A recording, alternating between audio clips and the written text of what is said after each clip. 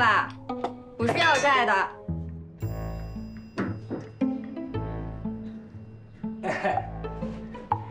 不是来要债的，那就是来送钱的吧？我呸！走。跟你说，你可千万别借他大钱，不然呀，他下辈子才能还你呢。我呸！谁让你给我定日子了？下辈子我也不还。客人来了，赶紧沏茶去。哎，你行了吧？其他的东西都让你给当了，我拿什么沏啊？坐。找我什么事儿啊？是这样的，廖先生，我叫古平原，是山涧村的，村里的白先生让我来请您。请我？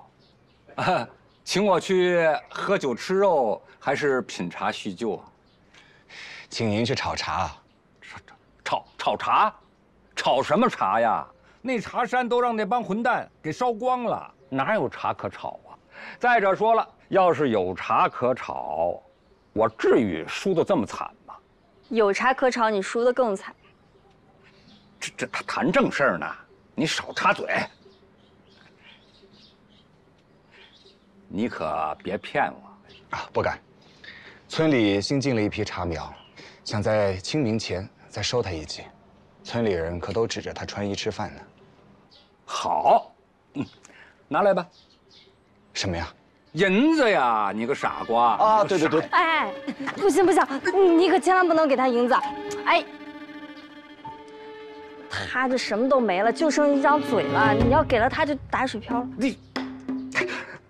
我自然是拿着银子到当铺，把炒茶的家伙事儿给赎回来，这还用你说呀？得了吧你，别给他了。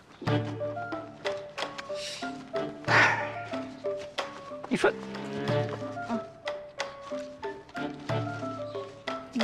这些当票呢，你就先拿着，就当定金了。你到时候把那些东西都赎回来。你要是真心请我爹炒茶的话，你就派辆马车过来接我们就行了。但是你万万不能给他钱。啊，明白。多谢廖姑娘，多谢廖师傅。对，姑娘，你当着白先生朋友的面，别这么塌我的台面好不好？你还有台面可塌吗？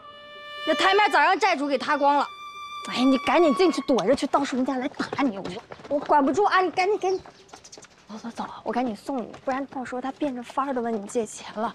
哎，我家可欠不起这债。来，姑娘，这5两银子你还是收下吧。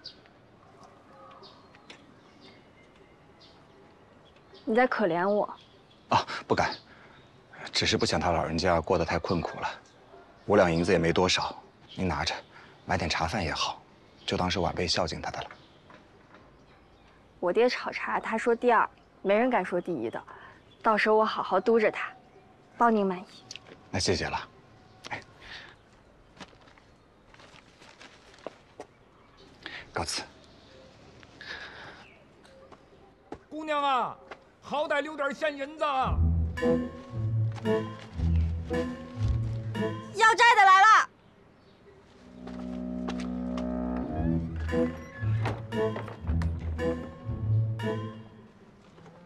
闺女，哎呀，你分给我点散碎银子吧，啊，就算爹求你了啊！哎，闺女，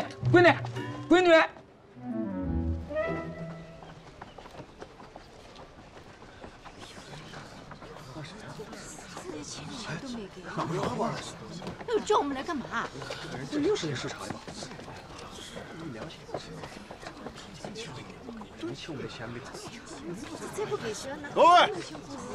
各位人都到齐了吧？今年的茶呀，还得仰仗各位辛劳，咱得收茶呀。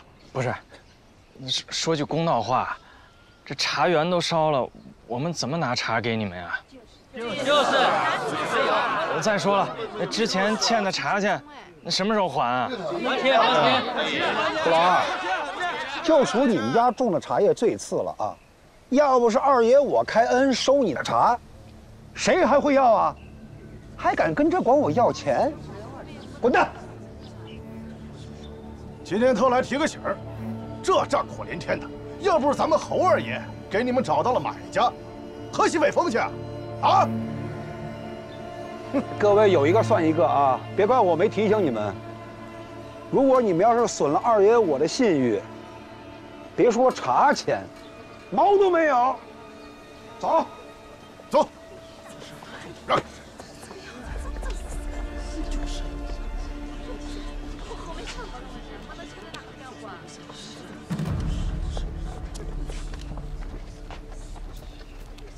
正月财戳是新年，二月财戳迎新春，三月财戳桃花红，四月财戳坐茶忙，九月财戳菊花红，十月财戳小阳春，11月财戳雪花飘，12月财戳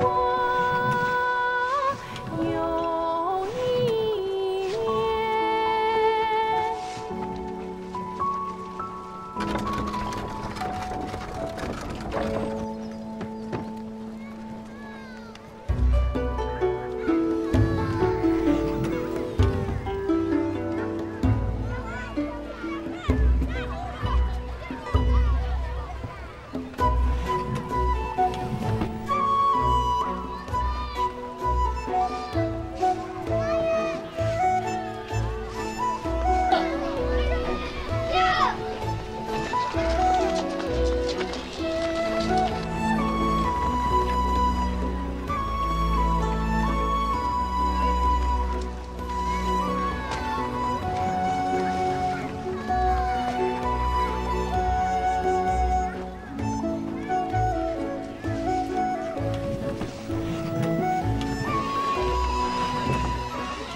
廖师傅，哎，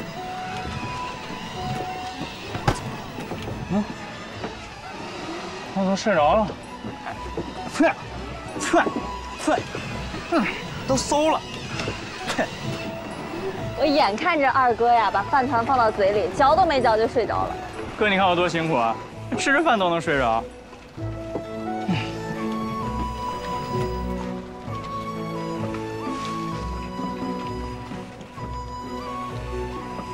你学不来，我怎么就学不来？拿笸箩。哎，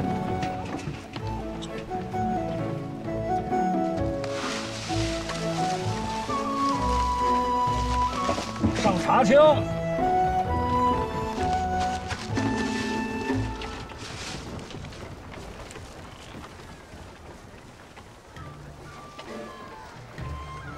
哎，廖师傅啊，哎，这茶的香味儿好怪啊。怪，怎么怪了？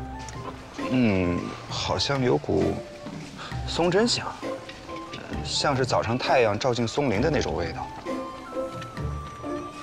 爹，你看着没？这叫什么呀？这叫货卖于十家。你以后可别吹牛说没人懂你了。有松枝香啊，一点都不错。哎，我这口铸铁锅，你知道多少年了吗？不知道。大明嘉靖年制。哇，这么老了？这是老辈人传下来的。这锅呀，是越老越好用，就是容易生锈，还容易烫手。要常常用，常常养。这老辈人，怎么养锅你知道吗？用松针。对，炒松枝儿啊，一是让年轻人练手艺，二是把松枝里边的油榨出来养锅。这口锅几百年用下来，炒茶自然有那个松木香味儿。细品呢又逮不着，妙就妙在若有若无之间。再加上我炒茶这火候，这茶喝下去入口清香，回味绵长。行了，爹，你就别老数落在秤盘里自夸自。那白老哥，身子骨怎么样啊？啊，好些了。好，等我炒完茶，我去看看他。哎，再拿点茶枪。哎，哎，我去帮忙。快点。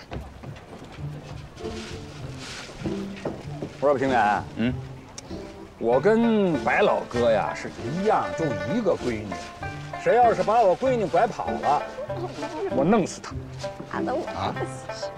我看你家老二啊，人不错，未免一死，要不要做个剩本女婿啊？啊？哎，你们怎么回事啊？快点啊！哎。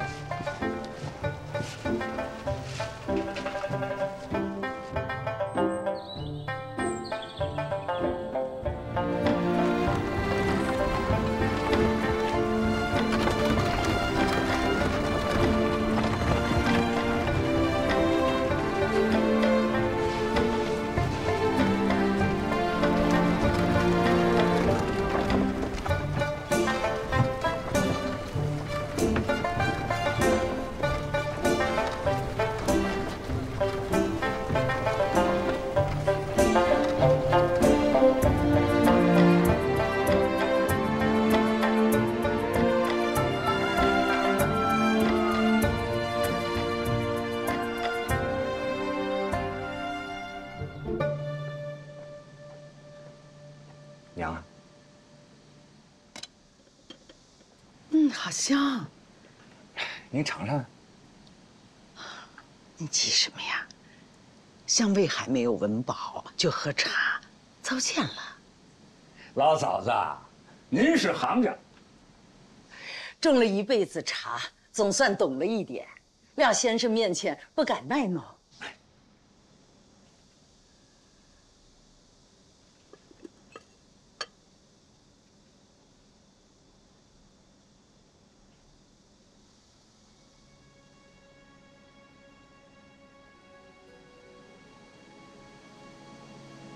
果然好。哎，那您说，它好在哪儿啊？这口茶下去，从唇边到舌尖到喉咙内，处处香味不同。这香味也齐了啊，有松针的清香，也有一股兰花香。它明明是喝的我们家的银毫，这是怎么回事啊？那您猜猜呗。那我看是他们把茶园烧了，土地的火性大。收茶之前，又下了2场雨，清明前的雨水阴气重，明火逢阴水。种茶的人管这个香叫造化香，我不知道说的对不对。就是这句话，老嫂子，我老廖是服您了。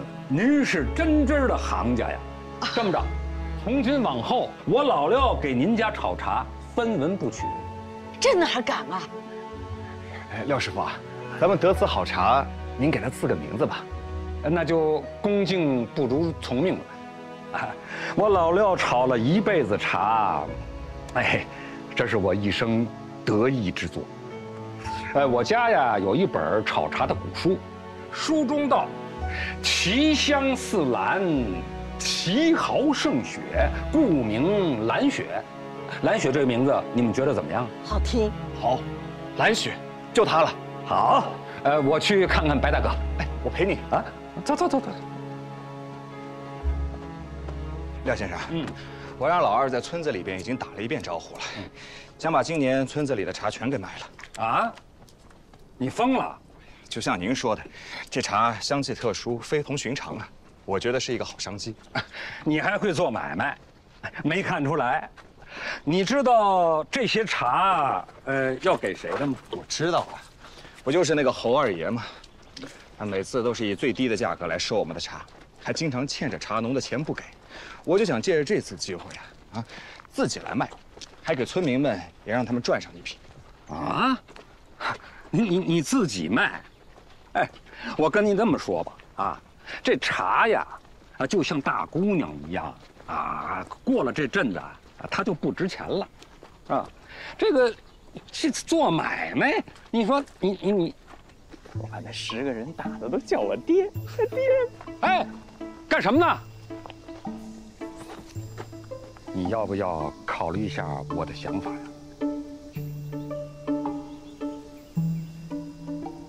老二，我让你去收茶引子，你收了多少了？5000斤。5000斤？你把全村的茶都收了？你以为我说笑呢？我真的买了。大手笔呀！人不大，野心不小。这回你就得跟他们斗斗了。要不要咱们打个赌啊？看看谁能赢？哎妈！爹，我想了想，咱炒茶那些家伙事儿就不带回去了，省得您又给当了，到时候吹牛的本儿都没了。哎，不带回去，那锅谁养啊？您一当半年也没见您养啊，净搁当铺里生锈。你别总当着外人的面说我不爱听的啊。锅不带回去怎么办？放他家里，明年我们还来炒。郭老二，哎，我跟你说句话，你这花花肠子，我要是看不出来，我白活。等，你管管你爹啊！住手！这，咱们还得去白先生那儿。哎，我盯着你呢啊！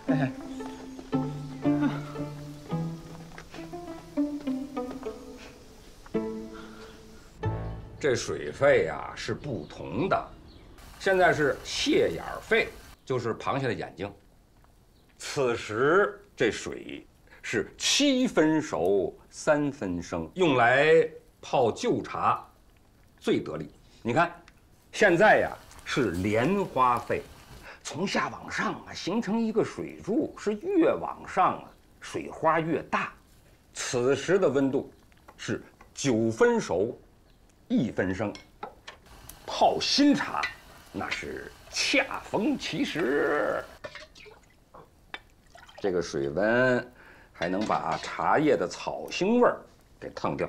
哎，你看，哎，这就是荷叶费了，10乘10的熟。这人老了，这是什么都通了，就是血脉不通。看到世上的事儿啊，也没兴趣了，硬硬朗朗活着还行，要是病病歪歪活着呀，那就没意思。哎，不如早死早拖上。爹，你又胡说八道。哎呀，你去年藏的这个血真是太好了。长期就多喝。那是一枚藏的，我可干不了那水磨功夫的活。哎呀，这血取得好啊！我还真舍不得用，都用没了，您喝什么呢？喝不了几天了。那倒是。你都喝掉便是。那孩子手巧。年年冬天都在地窖里存几十坛子的血给我煮茶用，以后没有这日子了。哎，这人呐，哪能一辈子喝好茶呀？有好茶咱们就喝，千万别舍不得。没有也别惦记着，你惦记着，就是自找苦吃。这话倒是。我想了10几年女儿的轻浮，怎么还贪恋这些？你比我通透。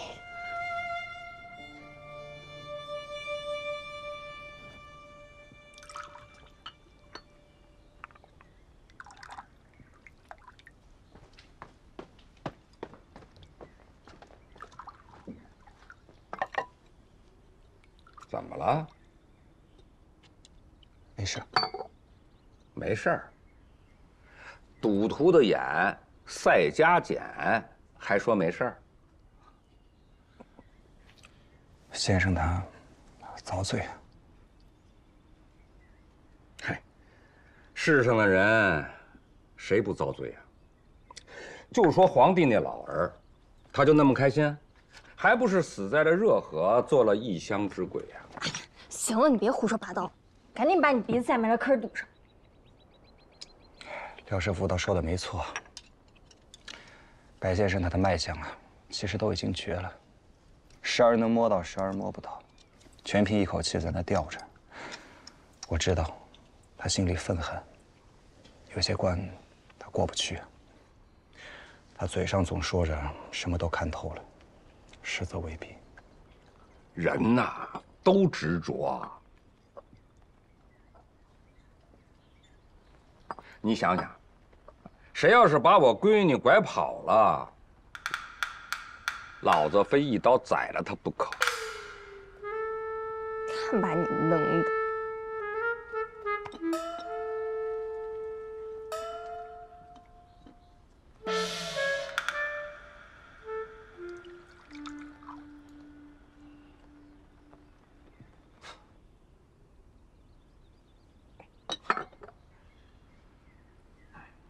这些天，先生偶尔还能说一两句笑话，但是我清楚，那都是他强撑的。我白家老哥一生行善，不该遭这个罪呀。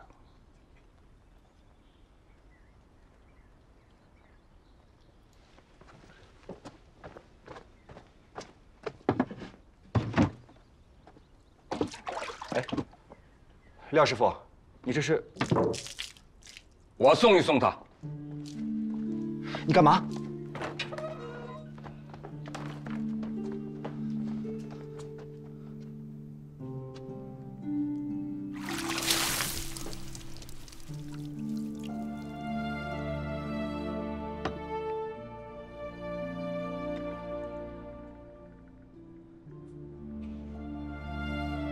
哥哥，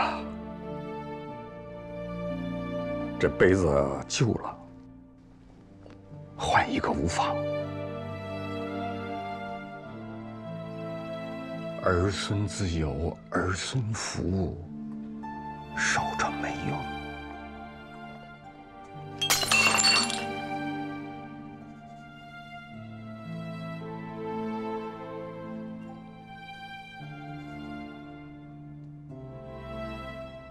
多谢。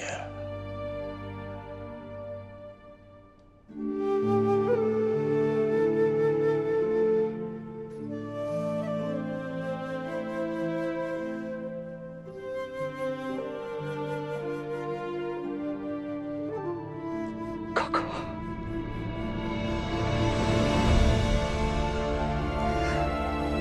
一路走好。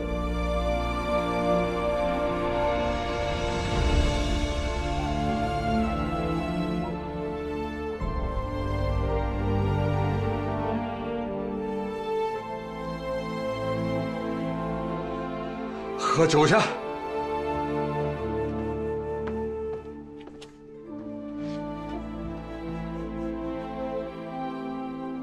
先生，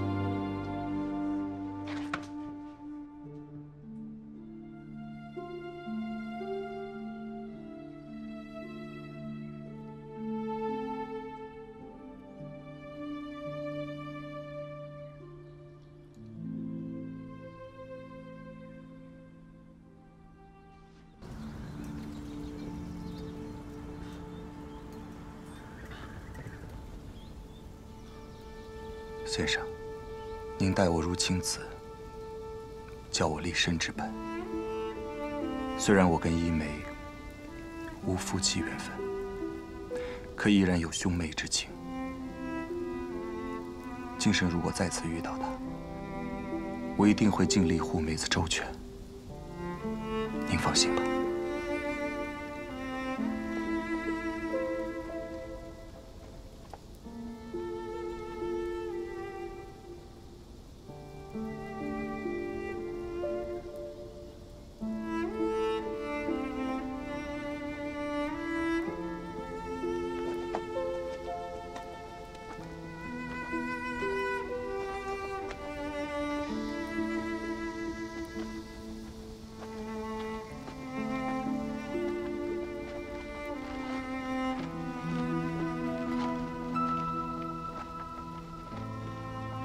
廖师傅，有个事儿我要向您请教。你是读书人，我就是一个烂赌徒、糟老头子，有什么可请教的呢？我不懂为什么杯子一碎，先生就走了呢？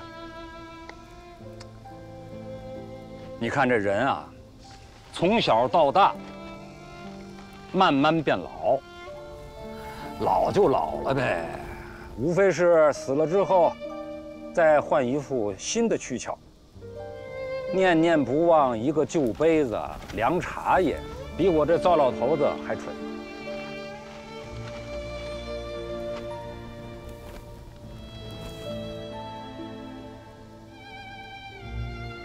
古平原请受教。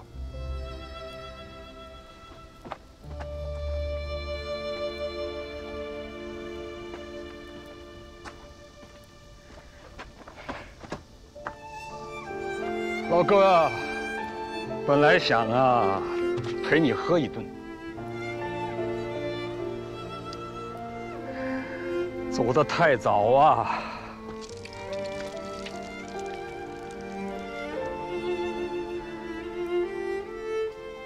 咱们地府再见。这葫芦酒我留给你。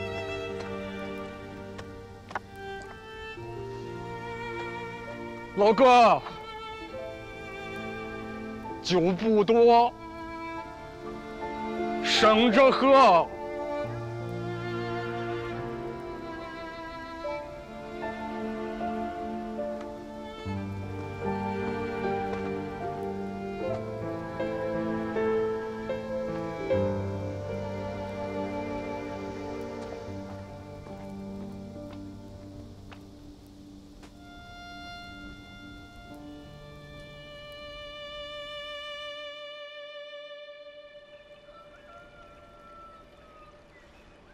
古大，古大，开门！古大，古大，开门！古大，古大，古什么古？你这是瞎蛋呢？你把气喘匀了啊，慢慢说啊。谁呀？把你吓得脸都歪了。侯二爷来了。谁？侯二爷。哦，知道了。他天王老子呀，用得着吓成这样吗？哼，他可是咱们徽州最大的茶商，那往年都是他收咱们村子茶叶，今年听说你收走了，有点不高兴。哎，这不在祠堂歇脚呢，让我过来喊你。他来喊我，你跟他说我没空啊，我还没睡醒呢。哎！古大，你别这样，你是真不知道侯二爷的厉害。那说出来得吓死你！那你说吓吓我。他可是茶商会的人。什么是茶商会啊？安徽合省有个茶商会，那都是几百年的大茶帮，南来北往的茶叶管漕运的都是他们。这事儿啊，也是咱们村里边人想占你便宜，看你出的价钱高，便卖给了。但是你知道，这是要惹祸的。惹祸？我惹的祸还不够多吗？你去告诉那什么侯二是吧？哎，侯二爷啊！你告诉侯二爷，说什么时候等古大爷吃完了早饭，喝完了茶，才能见他。他要是不服气的话，从哪儿来滚哪儿去。你不能这样，你太年轻了，你是真不知道侯二爷的厉害啊！我听说过他，不就每次来了以后像皇帝一样打鸡骂狗、挑三拣四的，欠着茶农钱半年不还的，不就是他吗？你告诉他啊！这批茶叶我收定了，我就不惯着他这个臭毛病，让他不服气啊，自己来找我。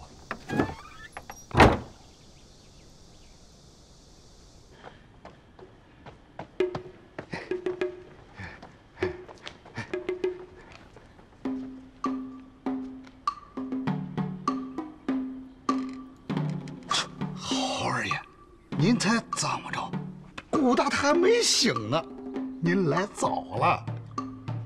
要不我给您先弄点吃的。哎呀，我这一天跑多少个村子，你知道吗？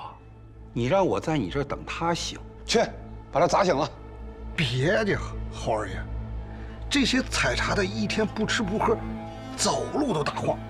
您让我砸门，人家不得揍我？哎，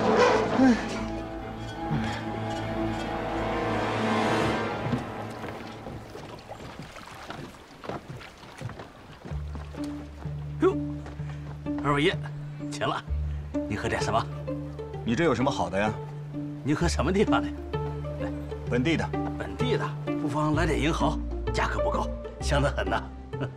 都来一些吧。哎，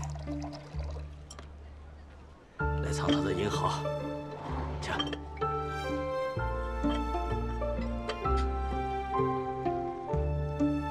怎么，不好吗？老板，你看我们像没钱的猪吗？为什么不拿店里最好的银蚝出来？哎呦，不可能，小乔二位爷，这银蚝啊也是顶级货色。就你这，全是粗梗大叶，上好的金牙一丝没有，这顶级货色。哎呦喂，二位爷，我眼拙了，行家来了。您呐，有所不知啊，今年皇上搞万茶大会，茶商工会把所有的好茶叶都收了上去，说是要运到北京去比一比。什么是万茶大会啊？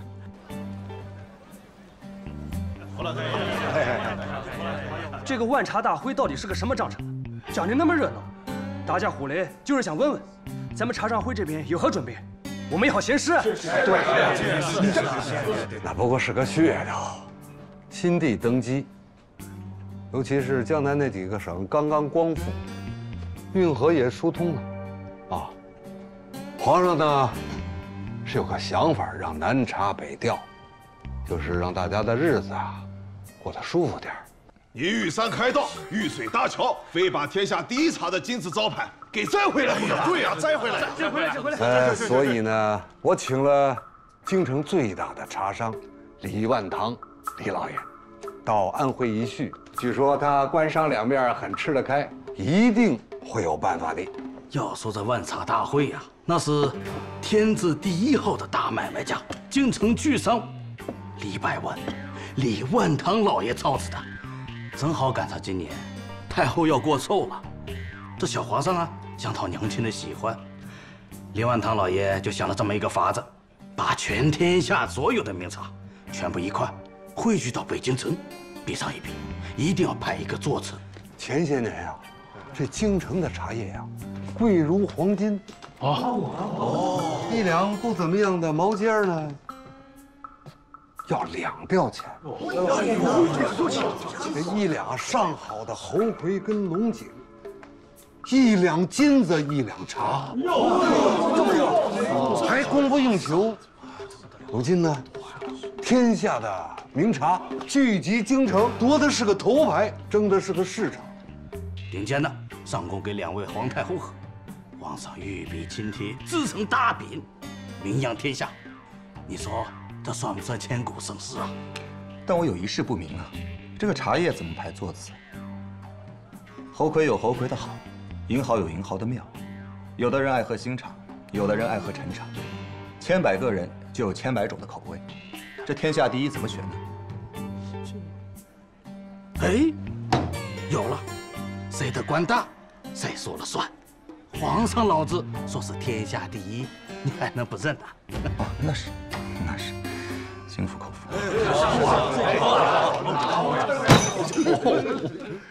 我有话说。你要疯啊！他憋死我了！哎呦，不好意思，各位，这是我一个不争气的外姓族弟，叫侯二，平常帮我管管收茶的事儿。哎，抱歉了啊，冒犯了。哎，说什么你啊？快说！如果要是有不听话的，那不买我们茶商会账的人怎么办？什么叫不买账啊？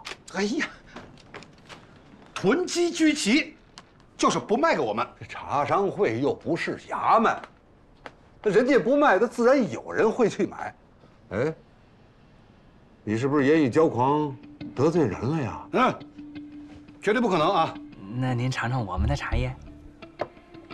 哎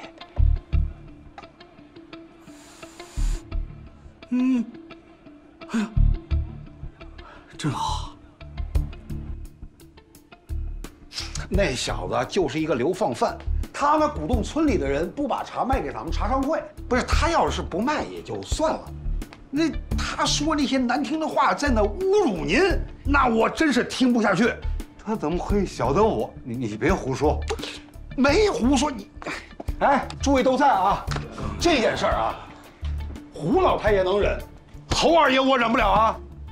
从今儿起，如果谁要是收那个村子里一片茶，那就是对胡老太爷、对我侯二爷不敬，啊！哎，我现在告诉你们，这个人叫什么名字啊？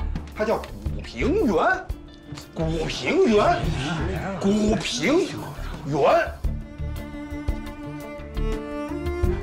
古爷是吧？你是二爷，侯二爷早就每家店都说过了，这三界村的茶，要是进了1两，这店就干不下去了。惠州这一块，你是指望不上了。茶商工会，好大的势力。唉，可不是嘛，几百年了，南来北往漕运，只剩他们，全国的商会互通生气，在这一行人家就是老大，才有什么怨气？说不出啊。怎么样，都听到了吧？那我听到管什么用啊？是你得罪的他，又不是我。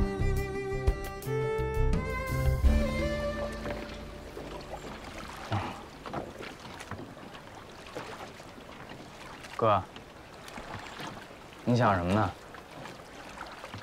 想茶呢。想茶，你拿个主意啊！你有主意吗？你要我说呀，低个头认个错就完了，你非拉这个硬干什么呀？你也觉得我赢不了？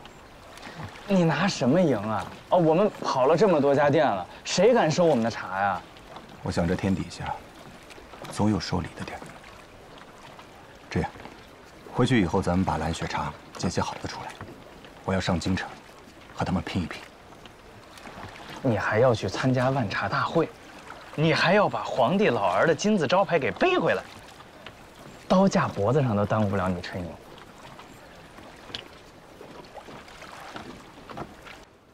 胡老太爷有苦拜访。晚生古平原，拜见胡老太爷。古先生，坐下叙话。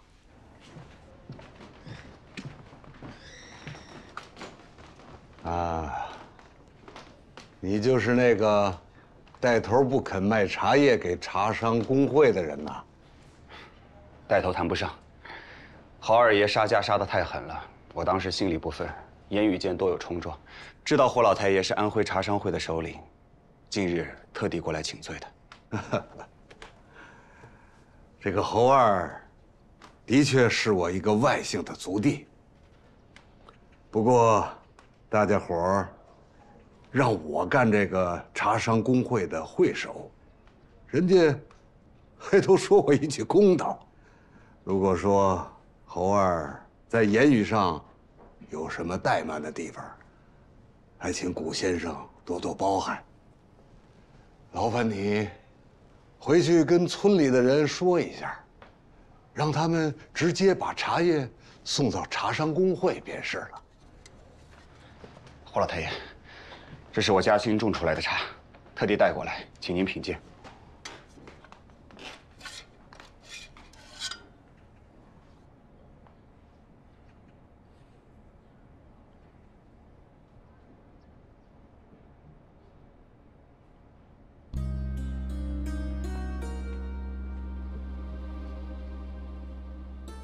这不是银毫吗？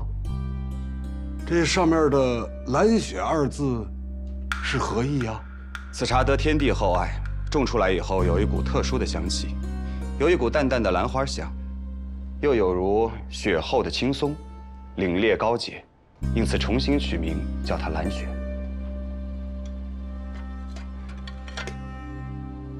这茶叶的名字是老祖宗定的，你这么胡乱的起名，岂不是坏了老祖宗的规矩吗？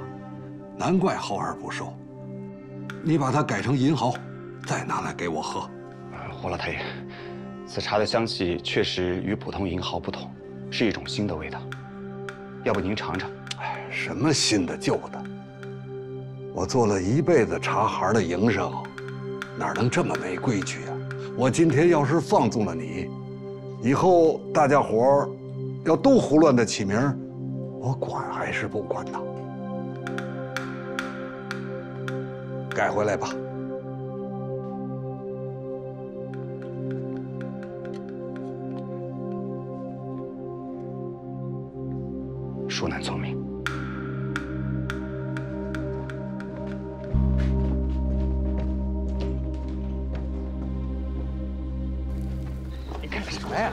自己会走，走快，松开，可算是回来了。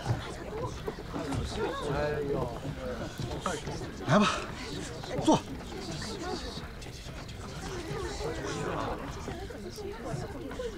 大伙儿都在这儿呢，说说吧。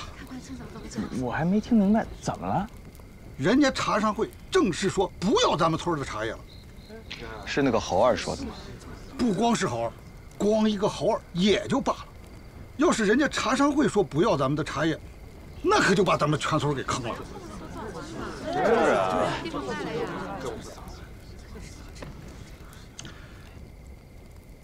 来来，把东西拿上来。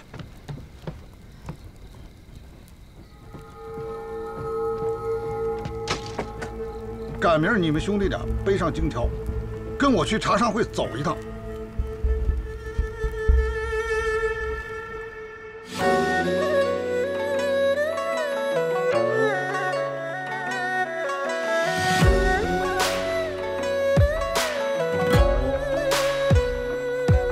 读了四书五经，学会一身坦荡，翻过陈年旧账，走马经纶光阴，也走离了面庞，演过人情薄凉。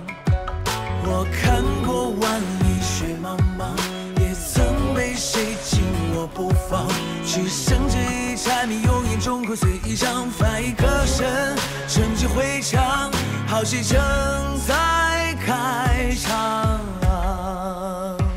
天下有道理千钧一气万两，做人应如同伴，外圆内方，一步烽烟一条路，一生用脚步丈量。嘿，众生万象，粉墨登场，说到最后总是传奇一桩。山里有道，我担当。嘿，日出东方。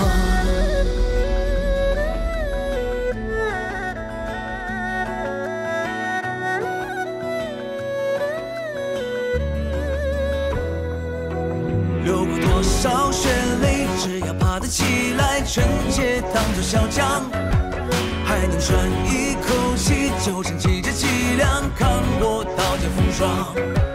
人生在世本就长，咬紧了牙关走一趟，凭谁人说痴心妄想，众口随一张，翻一个身，春季回肠，好戏正在开场。天下有道理千钧一气万两，做人应如同伴，外圆内方，一步烽烟一条路，一生用脚步丈量。乾坤过尽人间万象，尘埃落定留下传奇一桩。山河浩渺我担当。日出东方。